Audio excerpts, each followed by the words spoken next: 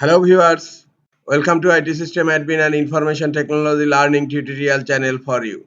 Today in this tutorial I am going to show you how to reset Windows security in Windows 11 computer. Sometimes it becomes very important for you, so don't forget to watch full video.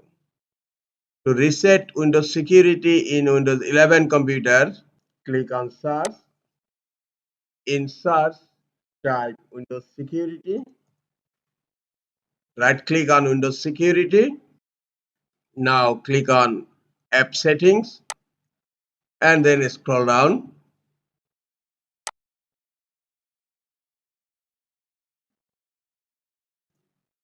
Here you will find reset, and under reset you will find a button reset.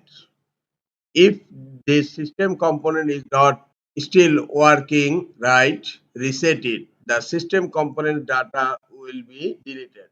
Now click on reset button here and then click on reset again.